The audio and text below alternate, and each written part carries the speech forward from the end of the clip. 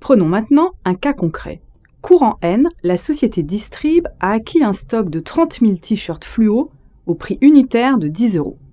Au 31 décembre N, 10 000 de ces t-shirts n'ont pas été vendus.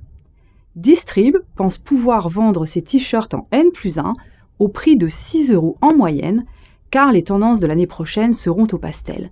Que faut-il faire dans les états financiers de Distrib au 31 décembre N? Je vous laisse 10 secondes.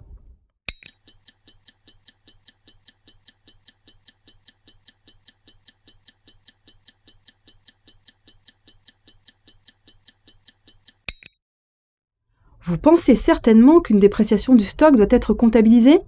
Vous avez tout à fait raison. En effet, la valeur nette de réalisation du stock de t-shirts s'élève à 60 000 €, tandis que son coût d'acquisition est de 100 000 €. Une dépréciation de 40 000 € doit donc être comptabilisée. Cela se traduit par une charge au compte de résultat, appelée dépréciation de la période, et une diminution de la valeur de l'actif au bilan. Cette opération diminue le résultat de 40 000 €, mais n'a aucun impact sur la trésorerie. Supposons maintenant que les 10 000 t-shirts sont finalement vendus au prix unitaire de 7 € en mai N+1.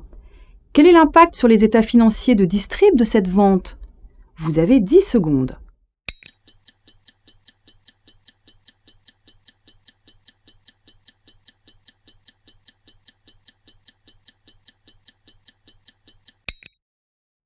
Vous pensez certainement que le résultat de l'année N+1 a augmenté de 10 000 €, c'est-à-dire que la marge réalisée sur cette vente correspond à la vente des 10 000 t-shirts à 7 €, diminuée de la valeur du stock figurant au bilan, c'est-à-dire 60 000 €.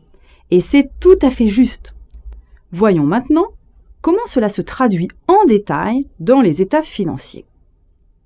Le stock de marchandises figurant à l'actif diminue de 60 000 € en contrepartie d'une charge appelée coût des marchandises vendues.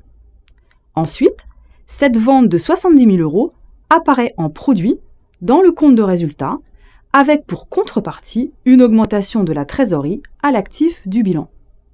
Le résultat N+1 a augmenté de 10 000 € et en cumulé sur les 2 années N et N+1, le résultat de cette vente se traduit par une perte de 30 000 € correspondant au chiffre d'affaires réalisé de 70 000 €, diminué du coût d'achat initial de ce stock, 100 000 €.